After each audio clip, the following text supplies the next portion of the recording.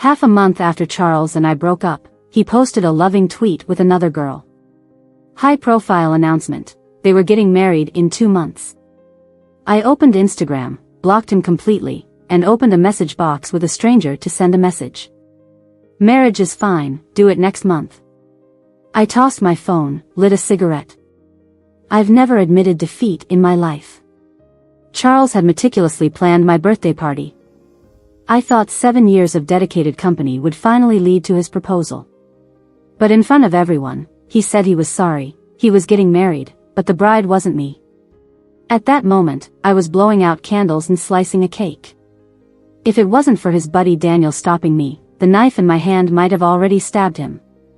Of course, the knife was plastic, and it wouldn't have hurt much, just like his feelings for me, seemingly solid but flimsy. Charles and I had been together for 5 years. To get close to him, to gain his affection, I smoothed out all my edges. Charles was a young master from a wealthy family. The only child. His temper wasn't great, but he had striking looks and eyes that could captivate anyone. Watching him on the basketball court, I was instantly drawn. From then on, I changed my appearance, grew my hair, swapped my leather outfit for ladylike dresses, and followed him closely, attending to his needs.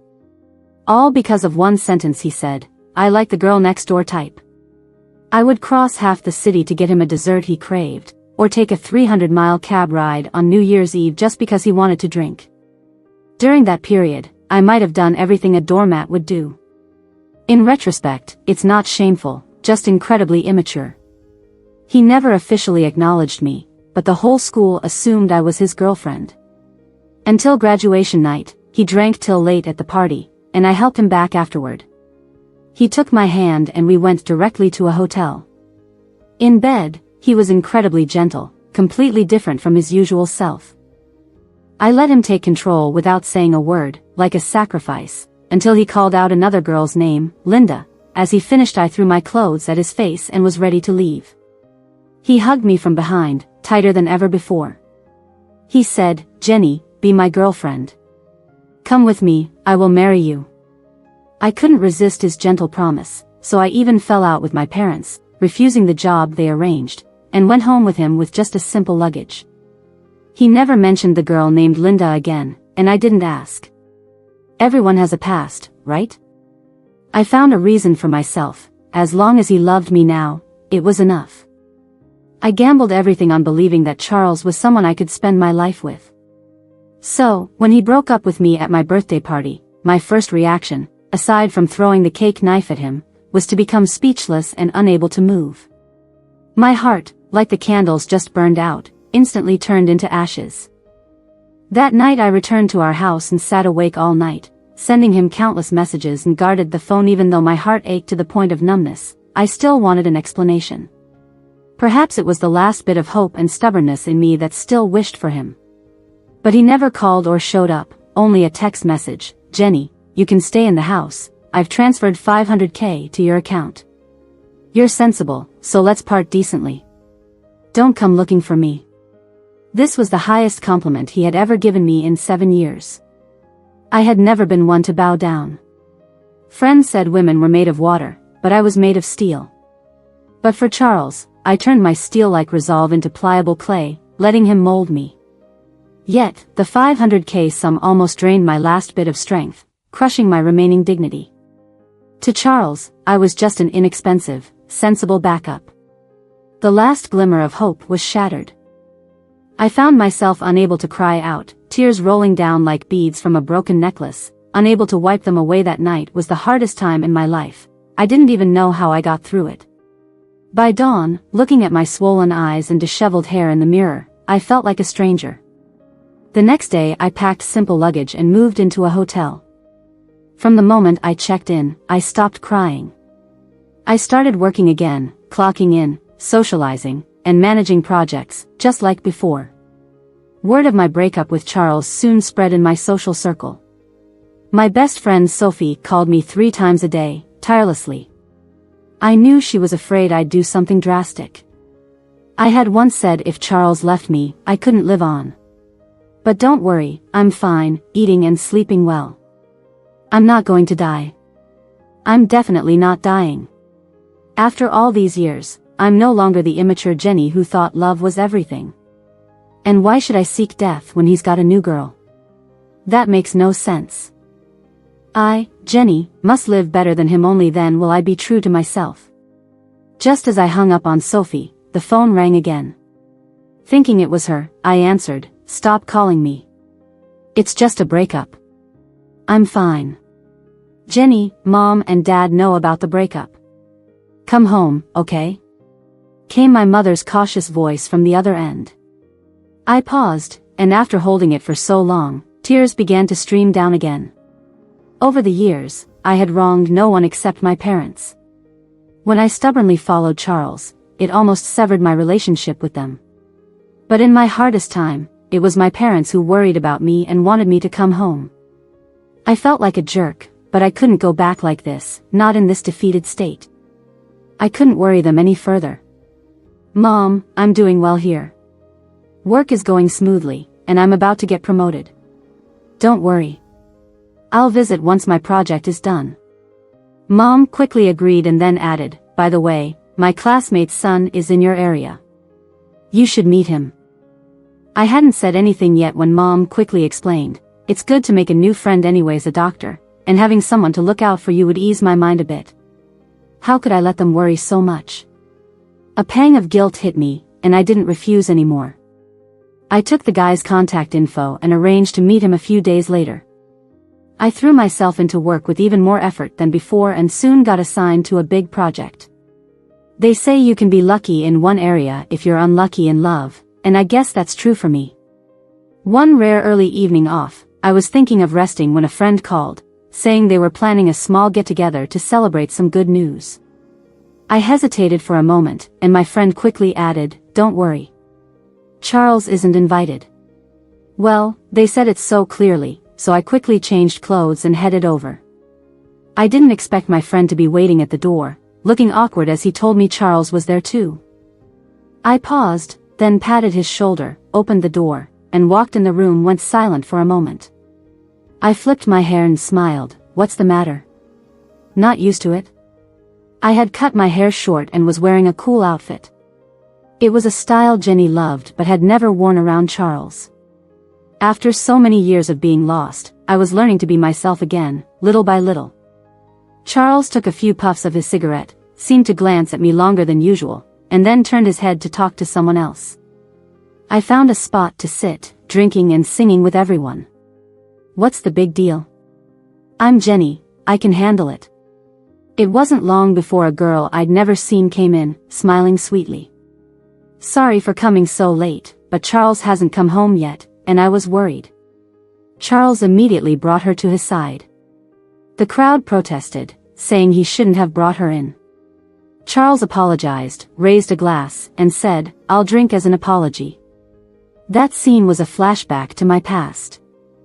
I had also worried about Charles and gone to find him, only to be rudely told off by him. The difference was, I didn't get the protection from Charles that this girl did. In hindsight, maybe Charles wasn't annoyed but was dismissive because it was me. Because it was me, he didn't cherish it. Because it was me, he could be careless. I sighed in relief, glad those days were behind me. The shaking lights made my head spin. I stood up, holding a glass, feeling everyone's nosy gazes, even Charles's. He probably thought I was going to make a scene. I smiled calmly, here's to everyone. Someone's waiting for me, so I won't stay long. I downed my drink and walked out the door. Of course, no one was waiting for me, I just needed an excuse to leave. Suddenly, I wanted a cigarette, so I headed to the balcony. I didn't expect someone to already be there. I was about to leave when he stepped aside, so I pulled out a cigarette. Mind if I join you? He shook his head. I lit my cigarette, watching the glow flicker, chuckling to myself. I thought Charles was heartless, but it turned out he could be considerate to others. Footsteps echoed from the hallway, and the balcony door opened. Charles's cold voice reached me. Jenny, you didn't take the $50,000 to make me feel guilty and keep pestering me, did you? I was stunned. He thought I was pestering him? How is that possible? I'm Jenny. I can take it or leave it. Once I've decided to leave, I won't look back. I closed my eyes briefly, then opened them with a clear vision.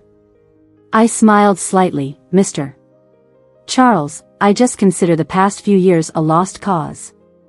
Today, I'm here with my boyfriend, just making a side trip to see some friends. I pointed to the man beside me, who was in the shadows.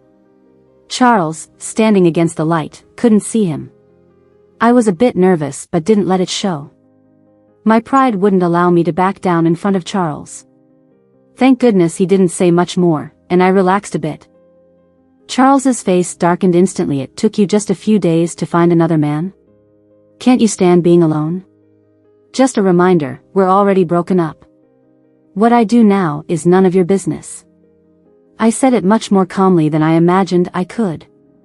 There was a brewing storm in Charles's eyes, and I could feel his anger clearly. Was he angry? I lowered my head, smiling faintly. It didn't matter, I didn't care anymore. That girl came out to find him then, her voice soft and gentle, the type he liked, much better than my pretense. They left hand in hand. Before leaving, Charles gave me a warning glance. I knew he was warning me not to pester him anymore. How could I? I'd made one mistake and wouldn't make a second one. A sound beside me reminded me there was still someone else there. I quickly thanked him. How embarrassing, having a stranger witness such a humiliating scene. Then he stepped out of the shadows, and I saw his face. I'd never seen such a composed man, with a touch of scholarly air. He smiled slightly. No need to thank me, you didn't bother me. And then he left. A few days later, it was time for the arranged meeting. After work, I went to the cafe and saw a familiar-looking man waving at me from by the window. It was the same man from the balcony that day. Turns out, he was Alan, my blind date. This was the ultimate facepalm moment. Even if I wasn't truly interested in a blind date, having my date witness my breakup was beyond awkward. I hesitated, but he pushed a coffee toward me, just the right temperature and my favorite Blue Mountain. I loved the taste, sour with a hint of sweetness. Charles never liked Blue Mountain, saying it was too sour, so I hadn't had it since living with him. But how did Alan know I liked Blue Mountain? I looked up in surprise, and he seemed to read my mind. I asked your mom in advance. Oh, I see. What a considerate and gentlemanly man. He's been avoiding the topic, so I tried to forget about that embarrassing night. I quickly changed the subject. Mr. Alan, someone as outstanding as you, why would you come to a blind date? Alan put down his coffee. To be honest, I just got out of a relationship. I got dumped. I was surprised. It's rare for a man to be this honest. I couldn't help but laugh. What a coincidence, I just got dumped too. We both laughed. Alan shared some funny stories from his hospital. Gradually, I relaxed. Soon, the steak arrived. I started eating without hesitation. It felt great not having to pretend to be ladylike. After all, Alan had already seen me at my worst. Nothing I did would surprise him. Do you still believe in love? Alan asked suddenly. I nodded. Of course, I just haven't met the right person. It's not love's fault. Alan looked at me with bright eyes. He pointed to the corner of my mouth, so I quickly wiped off the sauce. I've thought about what it would be like after getting married. 2 people, 1 cat, 1 dog. The house doesn't have to be big. We can each do our own thing, and travel together during holidays. Alan smiled, his eyes showing something I couldn't quite understand. She didn't like my cat and complained that I was too busy with work. What a reason, I laughed. Everyone has their own story. When I finished eating, Alan didn't remind me this time. He just reached over and wiped my mouth for me. I was stunned for a moment and then heard him say, I think we two are quite compatible. What do you think? I didn't want to jump into a new relationship too quickly, so I told Alan I needed more time to think about it. Alan drove me home. When we arrived at the hotel, he frowned slightly. I felt the need to explain. I'd been busy with work. I planned to find a place when I had more time. Alan pondered for a moment. I'm on vacation right now. I can help you find a place. I thought about it and agreed. After all, I really had no time. Mom was right, having more friends is convenient. I didn't expect Alan to move so quickly. Early the next morning, he told me to pack up and prepare to move. The new place was near my office, closer than the hotel. I transferred the rent to Alan. He told me the landlord had only one condition: I had to live alone and couldn't bring anyone back. I readily agreed. I took a half-day off to move. When I showed up in front of him with just one suitcase, I could see his surprise. When we got to the new place, I realized it was already spotless. My half-day off was wasted. Alan and I stood in the living room, staring at each other. I rolled up my sleeves. To thank you, I'll cook dinner tonight. We went to a nearby supermarket to buy groceries. I didn't expect to run into Charles there. Didn't he hate supermarkets? How does he have the patience now? When Charles turned around, I saw the girl holding his arm. She smiled sweetly and leaned on him happily. No wonder. Only someone who captures Charles's heart could change his mind. Alan grabbed my hand on the shopping cart. Be careful, he said gently. When he took over the cart, I snapped out of it. I'm fine. But by then, Charles had already noticed us and walked over, his expression changing. What are you doing here? Before I could speak, Alan tightened his grip on my hand. I'm here shopping with Jenny. I was a little surprised. Did they know each other? Charles's face turned strange as he glanced between Alan and me, looking annoyed. So it was you that day? Alan nodded slightly. Yeah, it was me. The girl next to Charles asked curiously, Charles, who is this? Still staring at me, Charles replied without blinking, this is my uncle. I never imagined the world could be this small. Alan was Charles's uncle. As we walked past, Charles whispered, Jenny, you're something else. I knew Charles must think I was intentionally getting close to Alan, still clinging to him. My eyelashes fluttered as I retorted, Charles, do you really think you're worth it? I didn't finish my sentence, but I believed he understood. Charles turned around, disbelief on his face. I walked away with Alan, without looking back. I didn't see Charles's sudden scowl or the fists he clenched tightly for dinner. I made a few of my best dishes. Alan praised my cooking, saying my mom told him I couldn't cook. Of course, my mom didn't know I honed my cooking skills for Charles, just to keep him from getting sick from eating out all the time. Unfortunately, he never appreciated it, just thought it was my duty to care for him. There were no such things as duties, just my willingness to compromise for Charles. I smiled at Alan and said politely, if there's a chance, I'll cook for you again. Alan smiled back, I'd really like that. I didn't know he was serious until he was leaving. Jenny, think about it. I really believe we're a good match. Our relationship could go further. I asked him for more time. Back in the apartment, lying on the couch scrolling through Twitter, I saw a post that almost froze my blood. Charles had posted a lovey-dovey photo with that girl, just half a month after our breakup, announcing their marriage in 2 months. The girl's smile was so sweet, and in the comments, a mutual friend said, "Isn't this Linda?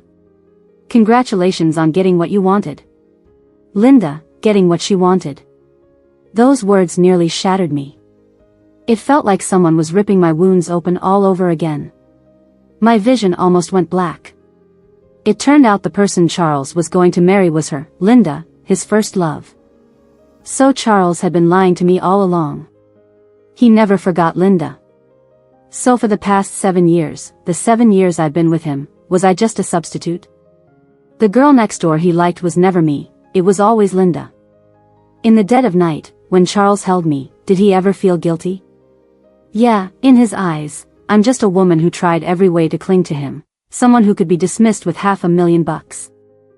With trembling hands, I opened Instagram, blocked Charles completely, then opened Alan's chat and sent a message. I agreed, but the condition is we get married next month. I threw away the phone and lit a cigarette. Jenny, have never admitted defeat in my life. Alan didn't respond, but half an hour later, the doorbell rang. I opened the door, and there was Alan. He came in, looking more serious than usual. Have you thought it through? I met his eyes. Yes, I have. You think I'm suitable, and I want to find the right person to marry. Love is the most ephemeral thing, like sand.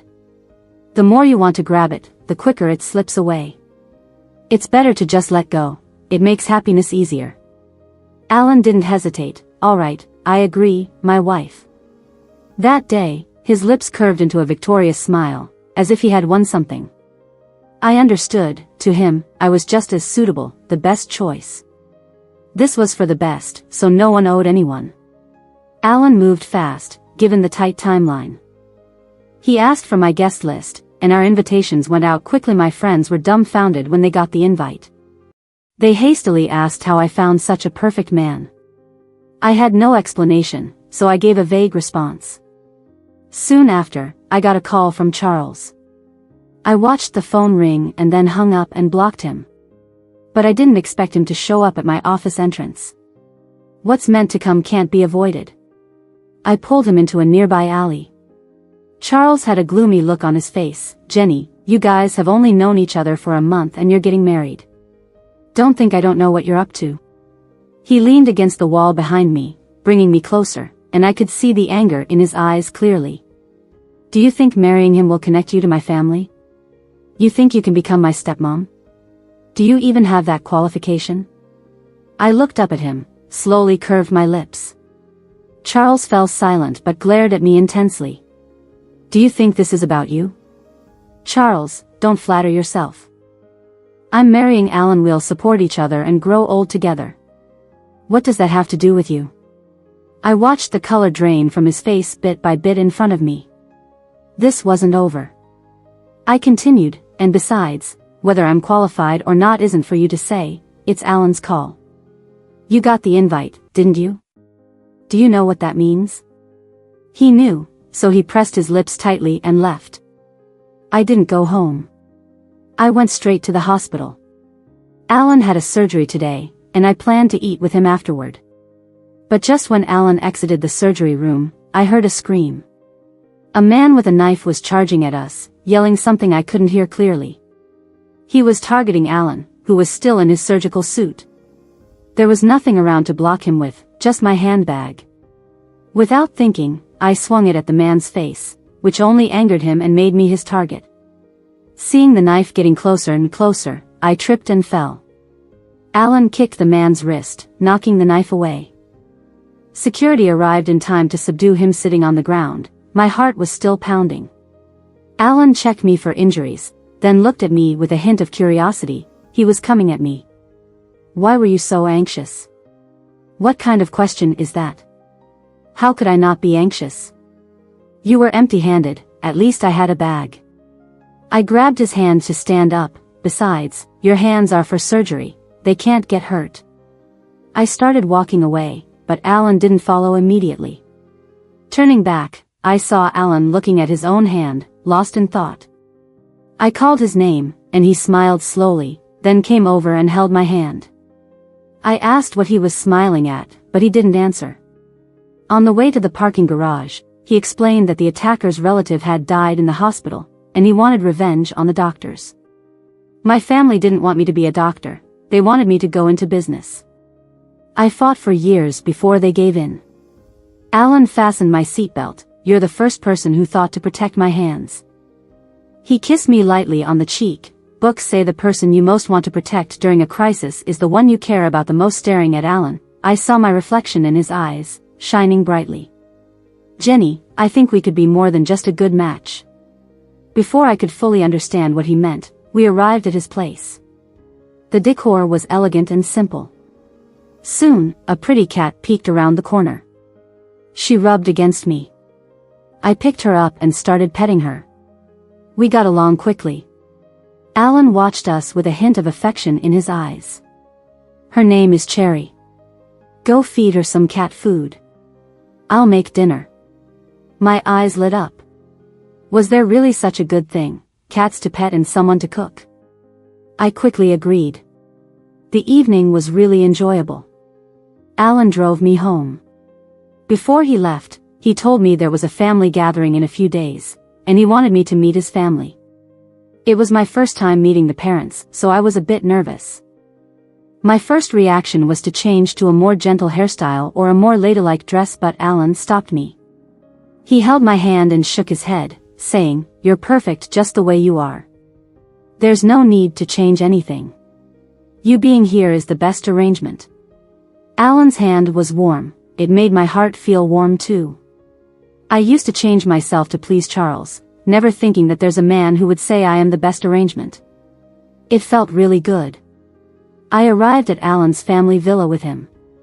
I didn't expect there to be so many people at Alan's home, all dressed elegantly and speaking with grace. It was then I remembered that Alan was Charles's younger uncle, and his family was quite well off.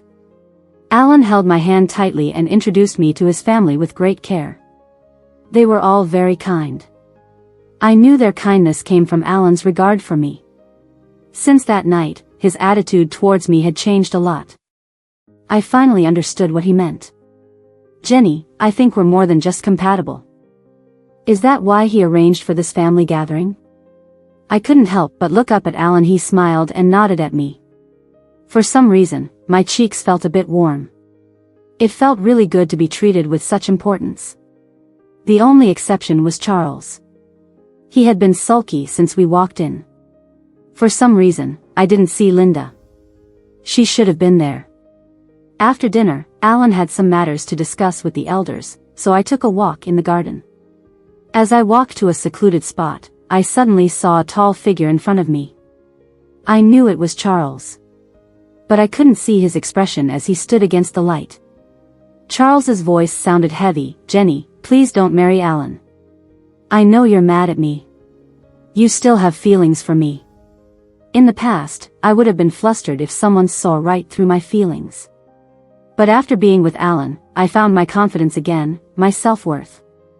Charles was still the same, proud and self-centered. He never really understood me. I smiled and took 2 steps back. "Charles, you can't give me happiness now. Someone else can, and I don't want to have anything to do with you anymore." I turned to leave, but he grabbed my arm. Charles's grip tightened, and I could feel his restraint and trembling. "Jenny, if I say I love you, will you come back to me?" I sighed. Was it really necessary? There were too many hurts and grievances between us. Like cracks, once formed, they couldn't be mended. Besides, I no longer loved him. I freed myself from Charles's hand. "It's over. We can't go back." Before leaving, I looked at Charles, who stood there as if petrified, and said softly, "Charles, you're just unwilling to accept it. Don't come looking for me again." As soon as I entered the house, I saw Alan rushing over. I rarely saw Alan look anxious. He quickly hugged me. "There are many bugs in the garden. Let me show you my room." Saying that, he led me upstairs. Passing a balcony, I saw the garden below and suddenly understood. Once inside the room, I blocked Alan against the door with a smile. "Did you see something?" He wrapped his arm around my waist, with a hint of helplessness in his eyes. "Jenny, don't make a fuss, we're at home." I raised an eyebrow. "Alan, dear." "Alan, let me ask you again. Were you jealous?" Alan didn't avoid it this time. "Yes, I was." I didn't expect him to admit it so readily. Alan's face slowly came closer to mine, and I could almost hear my own heartbeat. So rapid, so joyful. Alan's kiss was gentle and encompassing. I slowly got lost in it, feeling like I was drowning. And in that moment, I only heard one thing. "I like you." Tears welled up in my eyes. After wandering the desert for so long, I'd finally found an oasis. After the kiss, Alan began to show me around the room. Apart from medical books, there were many on finance. I was just discussing this with the elders earlier. Besides my work at the hospital, I have many investments. I've organized everything, and in the future, we'll manage it together. Alan's smile was warm and firm. I knew this was his promise. His future included me. I bit my lip and looked up slightly. "Alan, I initially wanted to marry you because..." Alan reached out and stopped me from continuing. I've known all along. It doesn't matter. Just let me be the only one in your heart from now on. I nodded firmly. Maybe all my previous misfortunes were meant to lead me to Alan. I saw a photo in a frame, a picture of Charles playing basketball in college. Like discovering a new world, I called Alan over and pointed to myself in the corner. What a coincidence. So you had a picture of me from way back then? I looked at him with a smile, but Alan's face showed a bit of nostalgia instead of a smile. He took the photo. I was originally supposed to take pictures of Charles's game. But I captured you by chance. At that moment, I thought, this girl with bright eyes is really pretty. Right after that, I had a big fight with my family over studying medicine and went abroad the next day. When I finally had time to find you, you had already graduated and became Charles's girlfriend. I was surprised and looked at Alan with amazement. He pulled me to sit down. I recognized you when we met at the club's balcony. I didn't expect to overhear your breakup. I was just trying to figure out how to approach you when my mom arranged that blind date. I didn't want to go, but then I saw your photo. Oh, I see. So that's why when I said he was my boyfriend, he didn't expose the lie. Alan brushed my hair aside and planted a kiss on my forehead. After all this time and all these twists and turns, it's still us. We are meant to be together. Since we confirmed our feelings for each other, Alan would pick me up whenever he had time. When he was busy, he often called. I didn't have to be constantly on edge or try to please him. He completely accepted me. I felt a long-lost ease. That day, at my place, it was already late. After we finished dinner, Alan asked if he could stay over. My face flushed. I knew I was blushing. Alan ruffled my hair. What are you thinking? I'll sleep in the guest room. A bit embarrassed, I avoided his gaze. The landlord doesn't allow guests to stay over. Other people can't, but the landlord can. Alan looked at me with a smile. It dawned on me, it explained why he found the apartment so quickly.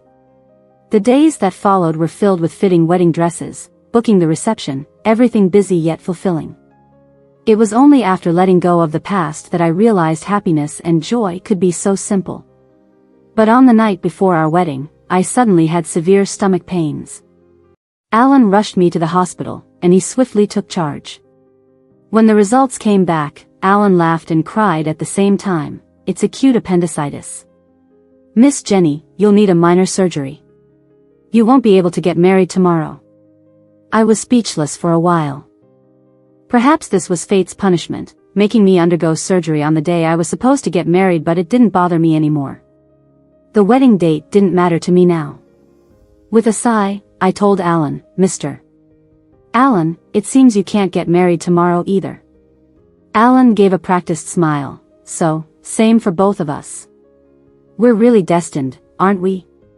I laughed, which made my body hurt, causing me to wince. Alan hugged me and whispered in my ear, don't be afraid, you have me. The surgery was quick. For Alan, it was a simple procedure.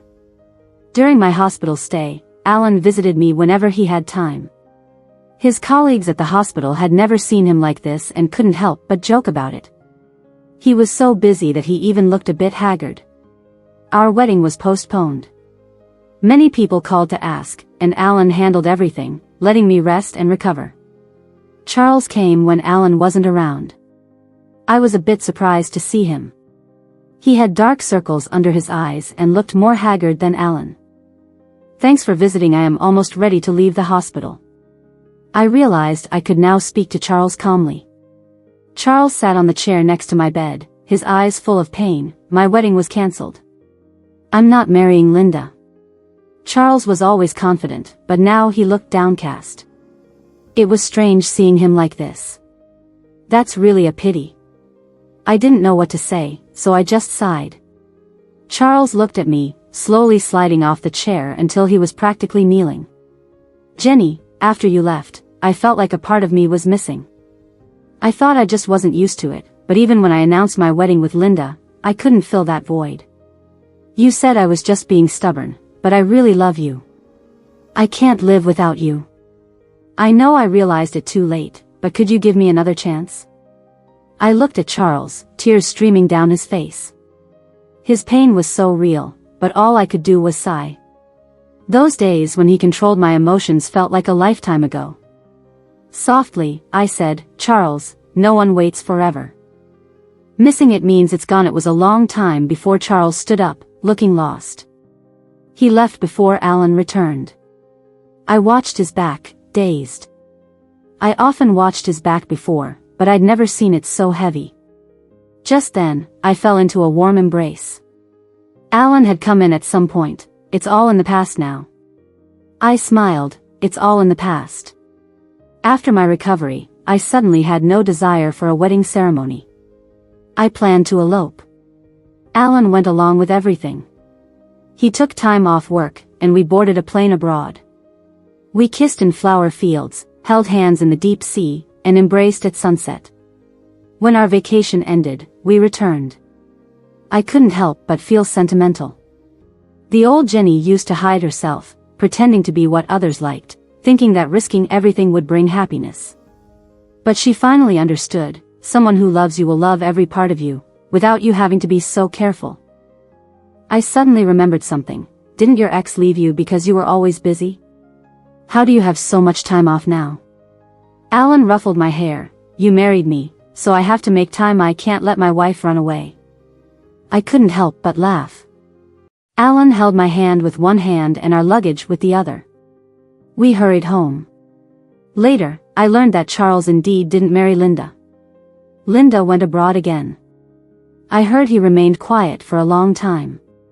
Because of Alan's family, we ended up having a wedding ceremony after all. It was grand, and we received everyone's blessings. Seeing my mom smiling with teary eyes, I felt completely fulfilled. During the toasts, I saw Charles. He seemed much more mature, holding his glass steadily, and congratulated me. Alan and I accepted the toast. As we left, I heard Charles say behind me, I'm sorry, and I wish you happiness. Alan squeezed my hand and said, thank you. I let him lead me forward, toward our future and happiness. Being right isn't so bad. Love always shows up when you still believe in it. Charles's epilogue. The biggest mistake of my life was pushing away the person I loved the most. I gave Jenny $500,000 and told her to stop bothering me. Countless nights after, I regretted it so much, I could hardly breathe from the pain but found no way out. When Jenny moved out, I was with Linda. Linda returned suddenly, and when she appeared in front of me, my heart skipped a beat. The unfulfilled desires from my youth surged back like a tidal wave, and I ended up with her. Not long after, Linda wanted to get married, and I agreed, proposing to her during my birthday. I definitely saw Jenny's heartbroken look. The plastic knife she used was harmless, but I knew it was a symbol of her true heart. She laid her heart bare, tossed it to me, and I watched it fall to the ground, covered in dust.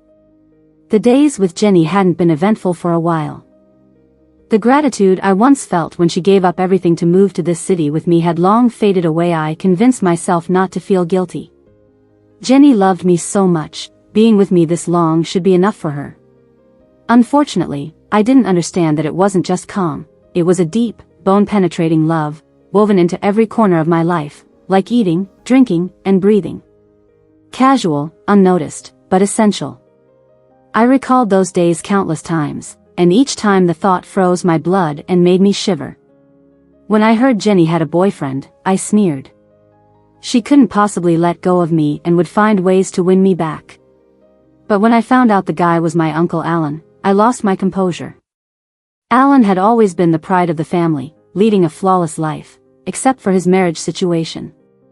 Linda asked who he was, and I had to introduce them nonchalantly. I couldn't stop watching Jenny. She was so calm, aloof, and unfamiliar, nothing like the person I remembered. Then I saw Alan holding her hand. Alan was determined. Once he set his mind on something, he'd do it, like when the family opposed his medical career, he cut ties with them until they compromised. In that moment, I felt panicked, then rage consumed me, but I couldn't question anything. That night, lying next to Linda, her arms around me, I couldn't stop thinking about Jenny. I realized I couldn't bear her coldness or her being with someone else. Linda hugged me tighter, suggesting we set a date for the wedding, and I agreed. Not because I wanted to marry Linda, but I was waiting for Jenny to beg me not to. She loved me for so many years, she couldn't let me marry someone else, could she? But soon, I got an invite from Jenny and Alan, personally delivered by Alan himself. My uncle Alan had already decided on the marriage without consulting anyone. Of course, the family wouldn't have opposed his choice anyway. Alan looked at me with no expression. Charles, you know what to do, right? I knew, I was supposed to disappear from their lives, but I couldn't accept it. Jenny was mine. She should be mine. I confronted Jenny. She casually told me she'd grow old with Alan. Her words hit me like a hammer, pain spreading through my veins, making me almost lose balance. How could I watch her grow old with someone else? I hadn't figured out how to make things right with Jenny, but I saw her at a family gathering. She stood with Alan, they looked perfect together. The family accepted her quickly. Watching her, she seemed like her old bright and lively self, but I felt estranged. I realized I hadn't seen this side of her for a long time. When we first met on the college basketball court, she shyly offered me water. Charles, want some water? Another girl with a crush on me, I took the water and her heart easily. How long since I last noticed Jenny's expressions, her emotions? Driven by instinct, I found her and begged her to come back. Dropping all pride, she said I was just being jealous. But if it was just jealousy, how could it keep me up at night? I broke up with Linda afterward. She slapped me hard. Charles, you don't deserve love. Her words felt like a curse, but I was numb. True, I didn't deserve it. Once, I had the purest love, but I lost it. Much later, I bowed my head, but tears wouldn't stop. I was desperately missing Jenny. When I heard their wedding was cancelled, joy overwhelmed me. But the next moment, I plunged into despair. Jenny was sick. The wedding was just postponed. Seeing her again, I let go of all my pride, begging her to return, confessing my love. She remained calm, her eyes void of emotion, treating me like a stranger. No going back. Those words shattered all my hopes. I don't remember how I left the room. Outside, I saw Alan waiting. He smiled gently. Charles, don't you see? Jenny loves me now, you need to find your own happiness. I saw the light in Jenny's eyes when she looked at Alan. I ran away. I've been a wreck for a long time. I stayed home and drank. Only alcohol could numb my pain, make it hurt a little less inside. But missing her was too painful. I found a mutual friend of Jenny and mine and begged him to let me see his phone. He sighed, but he couldn't refuse me. He asked me why I was doing this to myself. He said he was the one who invited Jenny that day. She didn't have a boyfriend at all. What did I say that day? Jenny, are you refusing that 50 grand just to make me feel guilty and keep dragging me along? I crushed her dignity. It was my own hands that pushed her away, to someone else. I saw Jenny's Twitter. She was smiling so brightly, so happily, a look she never had with me. I only made her cry, made her sad, broke her heart. Linda was right, I didn't deserve anyone's love. Losing her was the best punishment for me that night. I drank for the last time. Under the influence, I fell into a deep sleep. In my dreams, it seemed like I went back in time, back to when Jenny and I were together. I didn't lose my temper at her. I carefully cherished every moment with her. I did everything to show her I loved her. But as dawn broke, the dream vanished. Back to reality, I opened my eyes to a cold room and suffocating despair. I deleted everything about Jenny on my phone. But what good did that do? She was still in my mind. When I closed my eyes, it was her face that I saw. One day, I was desperate to see her again. I got someone to restore my phone data. I started reading through our old messages. I realized I really had experienced such a wonderful love. I knew I'd never forget her. Later on, I joined the family business, started learning to be mature, filling my time with work, just like she used to when she was with me. She wasn't very career-minded, but my neglect left her with only her work to turn to. She ended up becoming a strong, successful woman. When Jenny and Alan had their wedding ceremony, I went. Watching them approach, I pushed down all my emotions and raised my glass to wish her happiness. Jenny seemed a bit surprised, then she smiled at me. She and Alan graciously accepted my blessing. She'll become like family. I'll watch her be happy. I know this is the best distance for us. She'll talk to me, she'll smile at me. Even if it's like drinking poison, even if I'm forever trapped in this love that will never see the light, I'm willing. I brought this all on myself.